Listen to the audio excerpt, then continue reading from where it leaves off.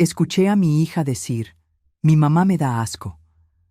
Fingí que no oí nada, pero días después vendí mi casa y desaparecí, dejando solo una nota. Pero antes de seguir contando mi historia, dime en los comentarios, ¿desde dónde me estás viendo? Me encanta saber hasta dónde llegan nuestras historias. Ah, no te olvides de suscribirte y de darle me gusta. Soy Marilia, tengo 65 años, y esta es mi historia. Dicen que una vida puede cambiar en un instante. La mía cambió una noche de martes, cuando el silencio de la casa se rompió por palabras que jamás pensé escuchar. Era casi medianoche. Debería haber estado durmiendo, pero las cuentas del mes no cerraban y el sueño me abandonó. Me levanté a tomar un vaso de agua cuando escuché la voz de Valentina, mi hija mayor, que venía de la habitación de al lado. Estaba hablando por teléfono, probablemente con alguna amiga. No aguanto más esta situación. Mi mamá me da asco. El vaso casi se me resbala de la mano. Me quedé helada allí mismo, en el pasillo oscuro. Solo estoy esperando que venda esta casa para agarrar mi parte y largarme de aquí.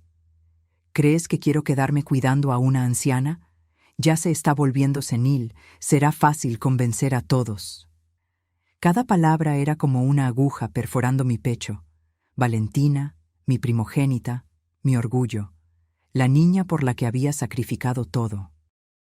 Volví a la habitación, con los pies descalzos tocando el piso frío, y me senté en el borde de la cama.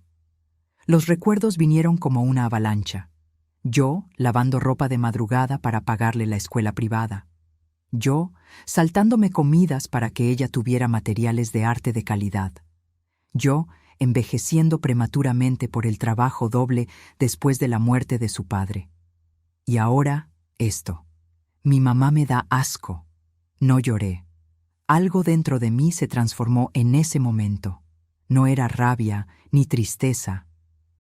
Era una claridad absoluta, como si finalmente pudiera ver la verdad que había estado frente a mis ojos durante tanto tiempo. A la mañana siguiente, Valentina apareció en la cocina como si nada hubiera pasado.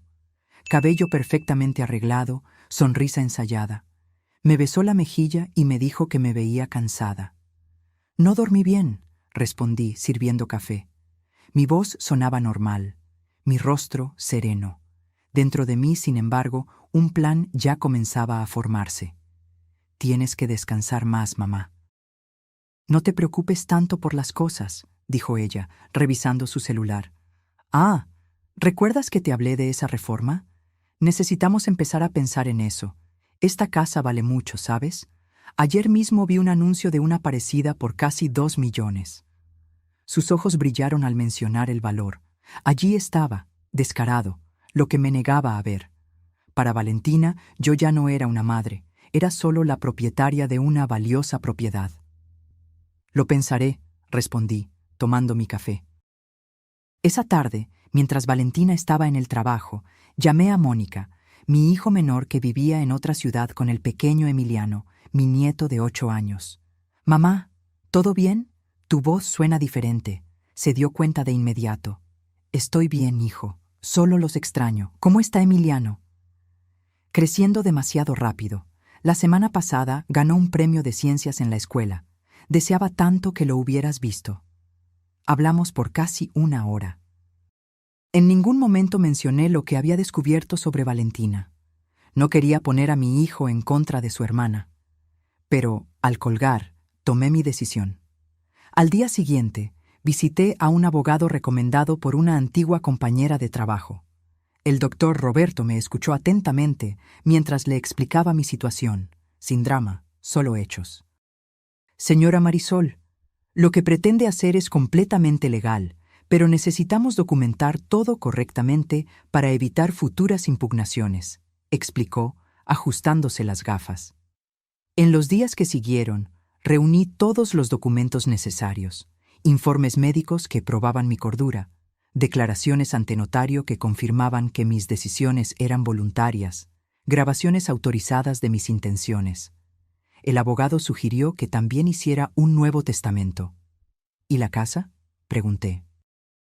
Si realmente quiere venderla, Puedo recomendarle una inmobiliaria discreta y eficiente. Lo importante es que todo se haga legalmente, para que no haya margen para impugnaciones. Valentina no sospechaba nada. Continuaba con sus planes, mencionando casualmente reformas, mejoras, incluso sugiriendo que yo descansara más y le dejara a ella las decisiones importantes. En sus palabras aparentemente dulces, ahora reconocía el veneno. Una tarde, mientras organizaba documentos antiguos, encontré una foto de Valentina de niña. Sonreía, abrazada a mí, en su primer día de clases. En esa época, sus ojos tenían un brillo sincero y su amor parecía verdadero. ¿Cuándo se transformó esa niña en la mujer calculadora que ahora planeaba deshacerse de mí? La casa se puso a la venta discretamente. El corredor, siguiendo mis instrucciones, no puso cartel al frente, solo la publicitó en canales específicos. En menos de 2 semanas, recibí una oferta que superaba mis expectativas. 1.7 millones de pesos. Acepté de inmediato. El día de la firma del contrato, Valentina estaba en un viaje de trabajo. Perfecto. Firmé los papeles con mano firme, transferí el dinero a una cuenta que había abierto secretamente y comencé a empacar solo lo esencial: algunas prendas de vestir, fotografías antiguas, recuerdos de tiempos mejores. La víspera de la entrega de las llaves, escribí una nota corta. La que te da asco se fue y se llevó todo. Ya no necesitas avergonzarte. Ahora aprende a vivir sin ella. Puse la nota sobre la mesa de la cocina, junto con las llaves del coche que dejaría atrás. Miré una última vez esas paredes que habían sido testigos de tantos momentos, buenos y malos, y cerré la puerta. En el taxi camino a la terminal de autobuses, le envié un mensaje a Mónica. Hijo, voy a la Ciudad de México. No te preocupes, estoy bien. Te llamo cuando llegue. Por favor, no le digas a tu hermana. El autobús partió al amanecer. Mientras los paisajes pasaban por la ventana, sentí algo que no experimentaba en décadas: libertad. La venganza no era solo dejar a Valentina sin la herencia que tanto codiciaba, sino liberarme de las cadenas invisibles que me ataban a una relación basada en el interés y la manipulación. Lo que Valentina no sabía es que había descubierto mucho más que sus palabras crueles esa noche. Durante mis investigaciones discretas, encontré evidencias de que planeaba internarme en un asilo tan pronto como obtuviera el control de mis bienes. Documentos escondidos, conversaciones grabadas con abogados dudosos. La traición era más profunda de lo que imaginé. Pero lo peor aún estaba por venir. Mientras yo iniciaba mi nueva vida lejos de allí, Valentina no solo descubriría que se quedó sin la casa y el dinero, sino también que su plan de falsificar mi firma en préstamos bancarios había sido descubierto. Y eso, amigo mío, no terminaría bien para ella. Parte 2. El plan silencioso. Llegué a la Ciudad de México con el corazón apesadumbrado, pero decidida. El apartamento que alquilé era pequeño, nada comparado con la casa que dejé atrás, pero tenía una vista a un parque que me traía paz. Los primeros días, mantuve mi celular apagado. Sabía que, a estas alturas, Valentina ya habría descubierto todo. Cuando finalmente encendí el aparato, una avalancha de notificaciones apareció en la pantalla. 27 llamadas perdidas de Valentina. 15 mensajes de texto, cada uno más desesperado que el anterior. «Mamá, ¿dónde estás? ¿Qué pasó con la casa? Por favor, llámame urgente. ¿Es esto algún tipo de broma?» El último mensaje decía solo: «¿Cómo pudiste hacerme esto?» Sonreí amargamente. ¿Cómo pude yo hacerle esto a ella? La inversión de papeles era casi cómica, si no fuera tan dolorosa. También había 3 llamadas de Mónica. Lo llamé de inmediato. «Mamá». Su voz sonó aliviada. «¿Estás bien? Valentina está enloquecida. Llamó aquí llorando, diciendo que desapareciste y vendiste la casa». «Estoy bien, hijo. Mejor de lo que he estado en mucho tiempo, en realidad. Pero, ¿qué pasó? ¿Por qué no me dijiste que ibas a vender la casa?» Respiré hondo y le conté la verdad. las palabras de Valentina, los planes que descubrí, la decisión que tomé. Mónica se quedó en silencio tanto tiempo que pensé que la llamada se había cortado. «Mónica, ¿todavía estás ahí?» «Sí, mamá». Su voz estaba embargada. Yo no tenía idea. Siempre pensé que Valentina era solo difícil. Nunca imaginé que pudiera... Yo tampoco quise verlo durante mucho tiempo, confesé. A veces el amor nos ciega. Ella le está diciendo a todos que tuviste algún tipo de crisis, que no estabas en tu sano juicio. Está amenazando con presentar una demanda para anular la venta. Sonreí de nuevo, esta vez con confianza. Puede intentarlo. Mi abogado se encargó de todo. Tengo informes médicos, declaraciones, todo documentado. En los días siguientes, recibí una carta formal del abogado que Valentina había contratado.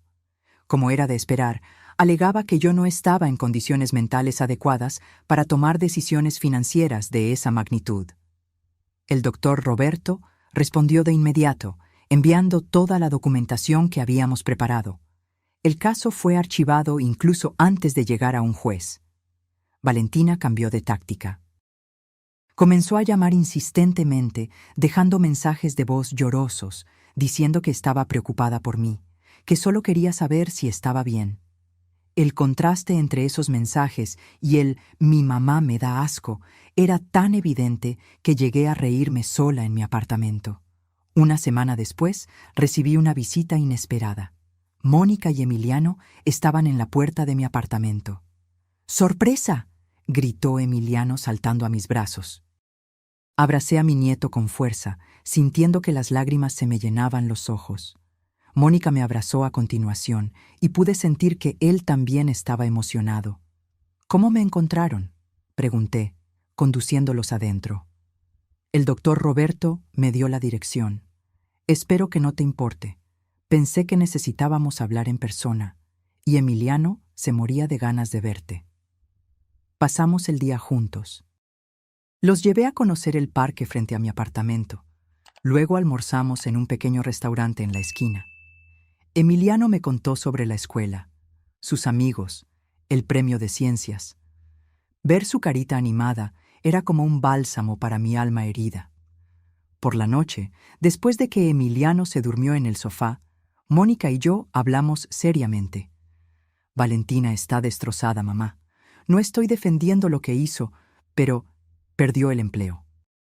Parece que estaba involucrada en algunas irregularidades en la empresa, y ahora, sin la casa...» Ella tomó sus decisiones, Mónica, al igual que yo tomé las mías. Lo sé. Solo estoy tratando de entender cómo llegamos a este punto.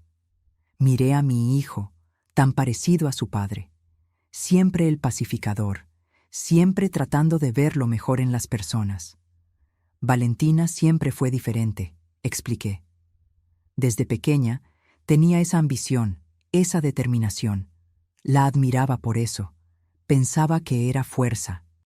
Solo muy tarde me di cuenta de que era solo egoísmo. Mónica se quedó en silencio por un momento. Luego preguntó: «¿Y ahora? ¿Qué vas a hacer?» «Vivir, hijo. Simplemente vivir. Por primera vez en décadas estoy viviendo para mí misma». Al día siguiente, recibí una noticia que me dejó en shock. Valentina había intentado usar mi identidad para obtener un préstamo bancario considerable. Aparentemente, había falsificado mi firma en documentos, alegando que yo había autorizado la transacción. El banco, sospechando del fraude, contactó a las autoridades. «Esto es grave, doña Marisol», explicó el doctor Roberto por teléfono. «Su hija podría enfrentar cargos criminales». Sentí una punzada en el pecho. A pesar de todo, Valentina seguía siendo mi hija. La idea de que enfrentara un proceso criminal me causaba dolor, pero al mismo tiempo sabía que no podía protegerla de las consecuencias de sus propios actos. «¿Qué debo hacer?», pregunté. «Usted puede presentar una denuncia formal o dejar que el banco continúe con el proceso independientemente. De cualquier manera, le recomiendo que tome medidas para proteger su identidad y sus recursos. podemos iniciar un proceso para impedir que use su nombre en cualquier transacción futura. Estuve de acuerdo con la sugerencia. No quería ver a Valentina en prisión, pero tampoco podía permitir que siguiera intentando manipularme y explotarme.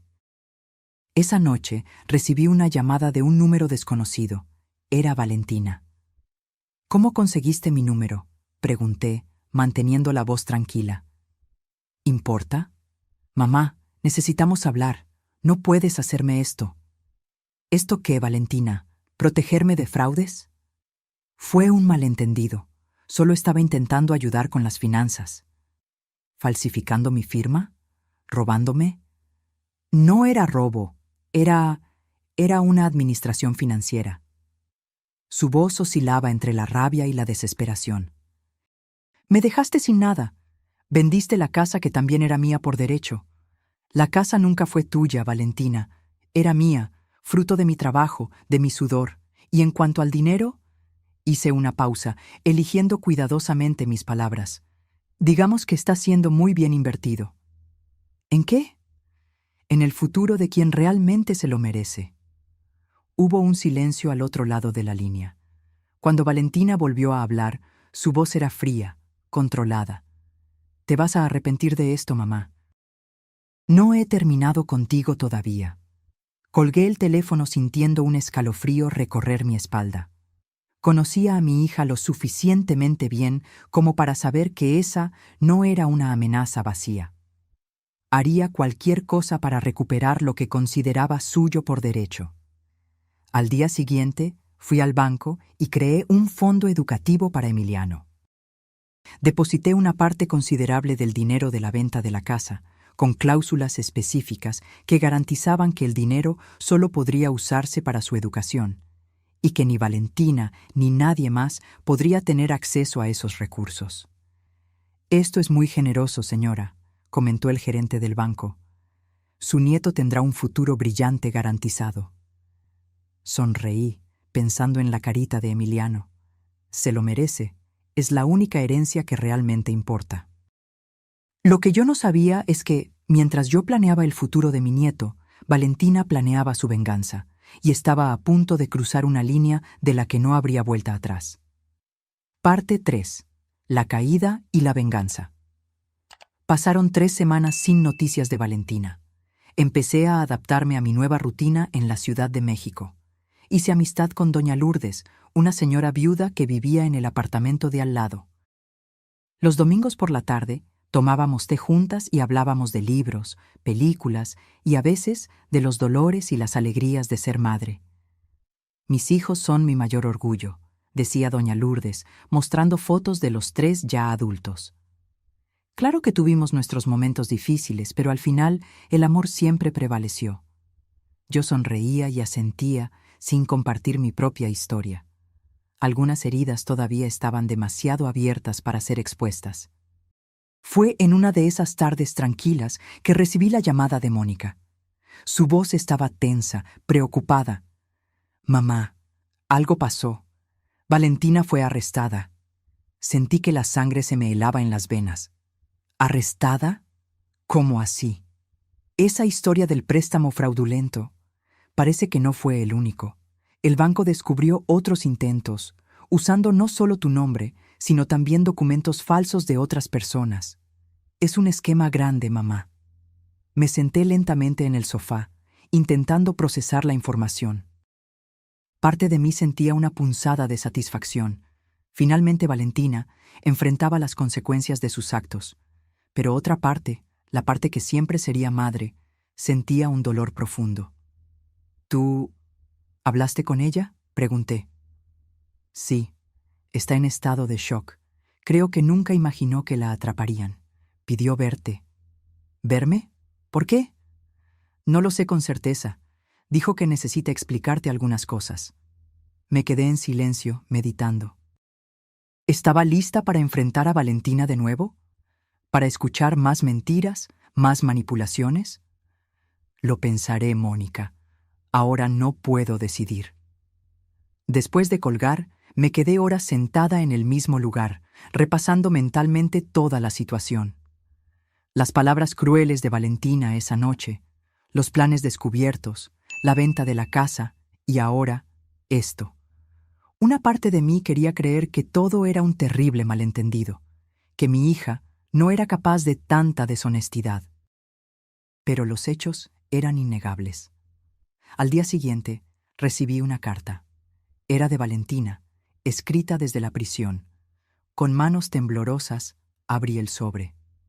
Mamá, sé que no tengo derecho a pedirte nada. Sé que destruí tu confianza, tu amor. Pero necesito que sepas la verdad. Esa noche, cuando me oíste decir esas cosas horribles, no estaba hablando de ti. Estaba hablando de mi padre biológico. Descubrí, pocos días antes, que el hombre que siempre dijiste que era mi padre no lo era. Encontré documentos antiguos y, después, logré contactar a mi padre biológico. Es un hombre terrible, mamá. Las cosas que me dijo, la manera en que me trató, me dio asco. Esto no justifica lo que hice después.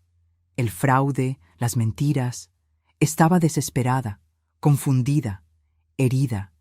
Quería lastimar a todo el mundo, principalmente a ti, por haber escondido la verdad durante tantos años. No espero tu perdón. Solo quería que supieras que nunca sentí asco por ti. Fuiste la única persona que siempre estuvo a mi lado, incluso cuando yo no lo merecía. Con arrepentimiento, Valentina. Dejé caer la carta al suelo. Las lágrimas que había reprimido por tanto tiempo finalmente rodaron por mi rostro. ¿Era verdad? ¿Valentina realmente no estaba hablando de mí esa noche? ¿Y qué era esa historia sobre el padre biológico? Recordé a Paulo, mi difunto marido. Había muerto cuando Valentina tenía solo 15 años y Mónica, 12. Siempre creí que Paulo era el padre biológico de ambos. Nunca hubo ninguna duda, ninguna insinuación de lo contrario. Pero entonces recordé algo que había olvidado. Antes de Paulo, estuvo Miguel. Una relación breve, turbulenta, que terminó poco antes de descubrir que estaba embarazada de Valentina. Asumí que el bebé era de Paulo, que ya estaba en mi vida en esa época. Nunca lo cuestioné, nunca lo dudé. Y Paulo amó a Valentina como su propia hija desde el primer momento. ¿Será que, de alguna manera, Valentina había descubierto la verdad? ¿Una verdad de la que ni siquiera yo estaba segura? Tomé el teléfono y llamé al doctor Roberto. Necesito visitar a mi hija en la prisión, dije, con voz firme. 2 días después, estaba sentada en una sala fría e impersonal, esperando a Valentina. Cuando entró, escoltada por un guardia, casi no la reconocí. Su rostro estaba pálido, abatido. Los ojos, antes llenos de arrogancia, ahora estaban opacos, vacíos. «Mamá», dijo simplemente, sentándose frente a mí. «Valentina», respondí. «Recibí tu carta». Ella asintió, desviando la mirada. «Es verdad, todo lo que escribí». «¿Cómo lo descubriste? ¿Sobre tu padre?» «Encontré actas antiguas cuando estaba buscando documentos para vender la casa. Vi fechas que no coincidían. Después, usando recursos de la empresa donde trabajaba, logré localizar a Miguel Serrano. Fui a encontrarlo sin decirle nada a nadie». «¿Y qué pasó?» Valentina cerró los ojos, como si el recuerdo fuera demasiado doloroso. Se rió en mi cara. Dijo que siempre supo que yo podría ser su hija, pero que nunca quiso saberlo. Dijo que fue mejor así, porque él nunca quiso tener hijos, que yo debería agradecer haber sido criada por Paulo, porque él, Miguel, habría sido un pésimo padre. Sentí un dolor agudo en el pecho. Nunca imaginé que ese secreto volvería para atormentarnos de forma tan devastadora. «¿Por qué no me lo dijiste, Valentina? ¿Por qué toda esta conspiración, estas mentiras?» «Estaba enojada, mamá, muy enojada. Contigo, con él, conmigo misma. Sentí como si toda mi vida fuera una mentira. Y entonces empecé a actuar sin pensar. Una cosa llevó a la otra. Y cuando me di cuenta, estaba hundida en deudas, en fraudes. Ya no había vuelta atrás. Miré a mi hija. Realmente la miré. Por primera vez en mucho tiempo. Vi a la niña perdida detrás de la mujer desesperada. La niña que buscaba su lugar en el mundo. Esto no borra lo que hiciste, Valentina. Los intentos de engañarme, de manipularme, los fraudes. Lo sé, no estoy pidiendo que lo borres, solo quería que supieras la verdad. Nos quedamos en silencio por unos minutos. Había tanto que decir, y al mismo tiempo, las palabras parecían insuficientes. ¿Qué va a pasar ahora?, pregunté finalmente. Voy a cumplir mi condena. Son al menos 3 años, si todo va bien. Después, no lo sé. Empezar de nuevo, tal vez, lejos de aquí. Asentí lentamente.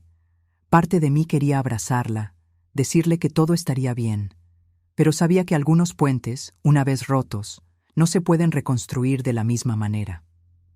Me voy mañana, dije. Vuelvo a mi apartamento en la Ciudad de México. Valentina asintió sin mirarme a los ojos. Entiendo. Antes de irme, me giré hacia ella una última vez. No puedo prometer que todo volverá a ser como antes, Valentina. Hay heridas que son demasiado profundas. Pero, dudé, buscando las palabras correctas. Siempre seré tu madre. Siempre. Una lágrima rodó por su rostro, pero no dijo nada. Salí de la sala con el corazón pesado, pero también con una extraña sensación de cierre. La verdad, por dolorosa que fuera, finalmente estaba sobre la mesa. De vuelta en mi apartamento, me senté a escribir en mi diario, un hábito que había retomado recientemente. Reflexioné sobre todo lo que había pasado, sobre los giros que la vida nos depara, sobre cómo los secretos tienen el poder de destruir. Pensé en Paulo, el hombre que amé durante tantos años, que crió a Valentina como su propia hija sin nunca cuestionarlo. Pensé en Miguel, un fantasma del pasado que nunca imaginé que volvería para atormentar nuestras vidas. Y pensé en Valentina, la niña brillante y decidida que se perdió en su propia rabia y confusión. La venganza que planeé no había salido exactamente como esperaba. No sentía la satisfacción que imaginé que sentiría.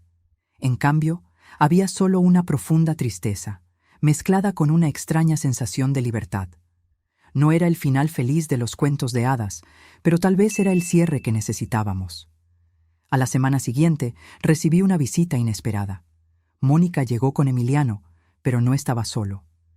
Traía consigo a una joven de aproximadamente 30 años, con ojos amables y una sonrisa tímida.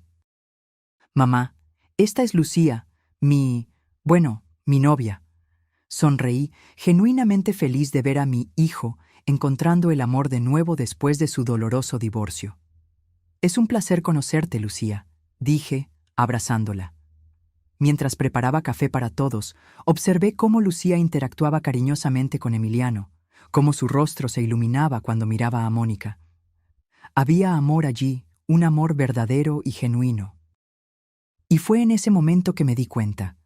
La verdadera venganza no estaba en castigar a Valentina, en privarla de bienes materiales o en verla sufrir. La verdadera venganza estaba en vivir bien, en encontrar la paz, en cultivar relaciones basadas en el amor y el respeto mutuo. Valentina había tomado sus decisiones, al igual que yo había tomado las mías. Ahora, cada una de nosotras tendría que vivir con las consecuencias. Esa noche, modifiqué mi testamento nuevamente.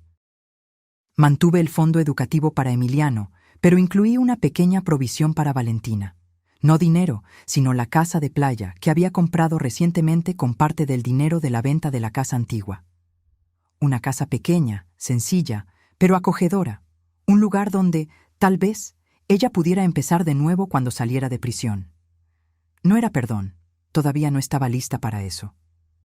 Era solo un reconocimiento de que, a pesar de todo, el vínculo entre madre e hija, por más dañado que estuviera, aún existía, y tal vez, con tiempo y distancia, podría comenzar a sanar. Parte 4. Renacimiento y reconciliación. Los meses se transformaron en años. Mi vida en la Ciudad de México echó raíces. Hice amigos, encontré un trabajo de medio tiempo en una biblioteca local e incluso empecé a asistir a un grupo de pintura, un pasatiempo que siempre quise explorar. pero nunca tuve tiempo. Valentina cumplió 2 años y medio de su condena y fue liberada por buen comportamiento. Me enteré por Mónica de que se había mudado a Cancún, lejos de todo y todos los que conocía. No intentó contactarme directamente, respetando el silencio que se había establecido entre nosotras. Una tarde soleada de abril, estaba sentada en el parque frente a mi apartamento, haciendo un boceto del paisaje en mi cuaderno de dibujos, cuando mi celular sonó. Era un número desconocido. «¿Hola?», respondí, intrigada. «¿Mamá?». La voz de Valentina sonó vacilante. «¿Eres tú?». Sentí que mi corazón se aceleraba. «Sí, soy yo». «Perdón por llamar así sin avisar. Mónica me dio tu número. Dijo que tal vez no te importaría». Me quedé en silencio por un momento, absorbiendo el sonido de su voz. Había cambiado. Era más suave, menos arrogante. «Está bien», respondí finalmente. «¿Cómo estás?». «Estoy bien, diferente, creo, trabajando en un hotel aquí en Cancún». «Es un trabajo simple pero honesto». «Eso es bueno, Valentina». Hubo una pausa y luego dijo: «Recibí los papeles de la casa de playa. No entiendo por qué». Respiré hondo. «Porque todos merecen un lugar para empezar de nuevo». «¿Después de todo lo que hice?». «Sí, después de todo». Escuché un sollozo ahogado al otro lado de la línea. «No merezco tu bondad, mamá». «No es bondad, Valentina, es aceptación. Aceptación de que no podemos cambiar el pasado, solo aprender de él». Otra pausa, más larga esta vez. «Pensé mucho durante estos años, mamá, sobre lo que hice, sobre quién fui. No me gustó lo que vi. No reconocí a la persona en la que me convertí». «¿Y ahora? ¿Te reconoces?».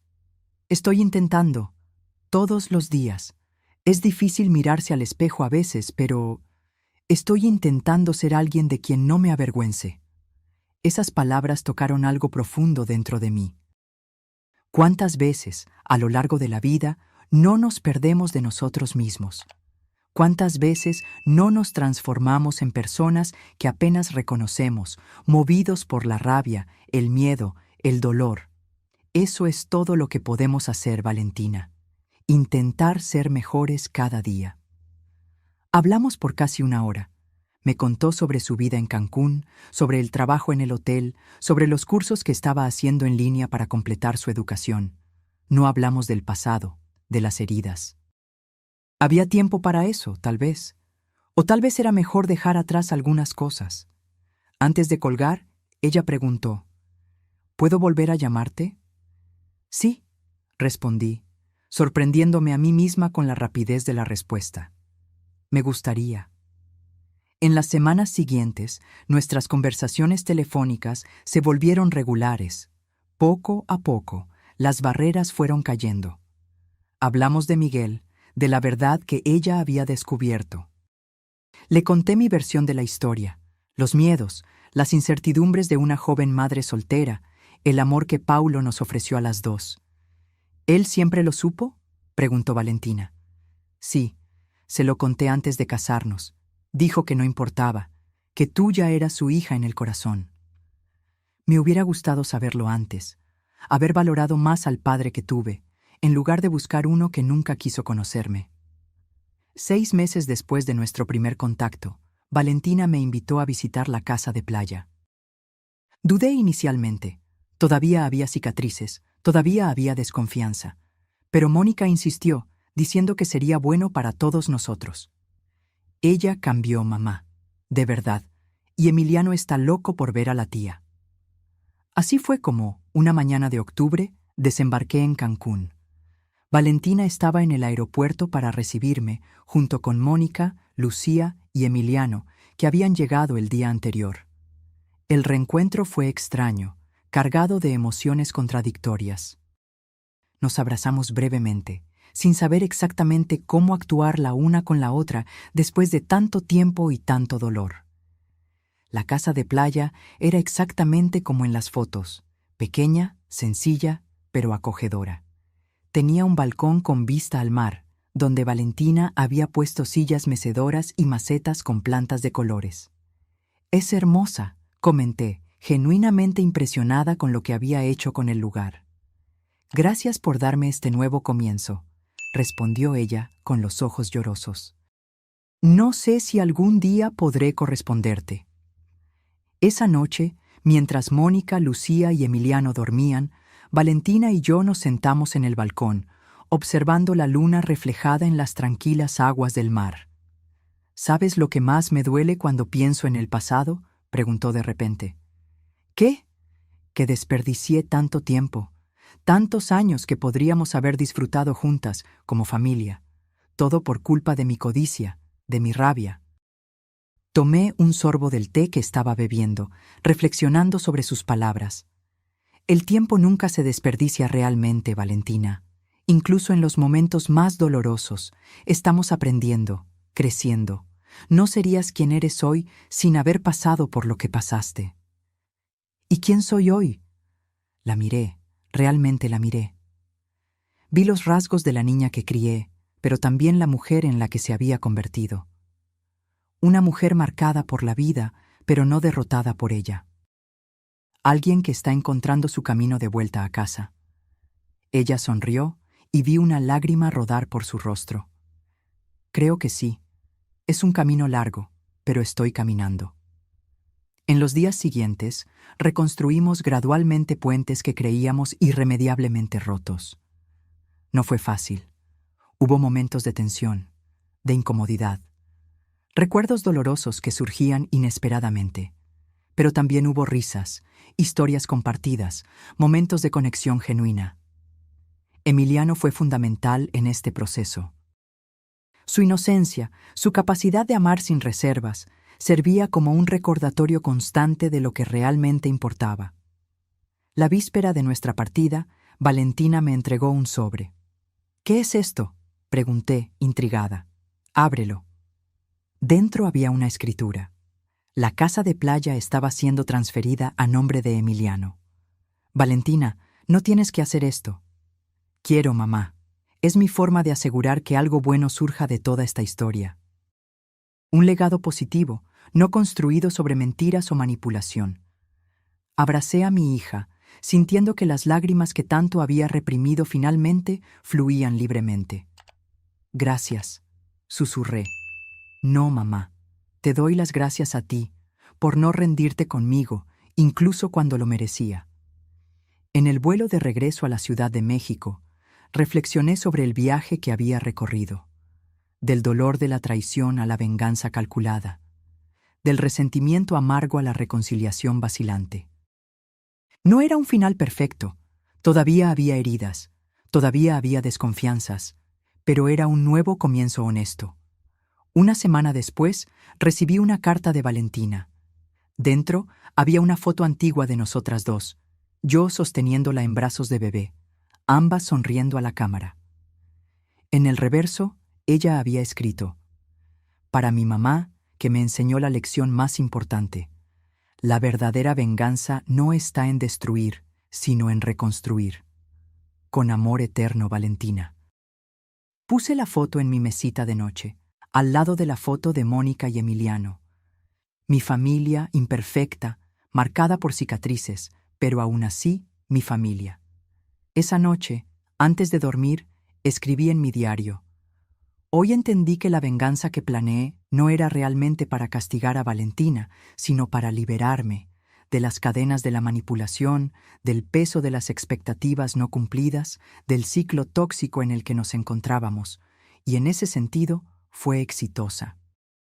No porque destruyó a Valentina, sino porque nos permitió a ambas renacer de las cenizas de nuestra relación anterior.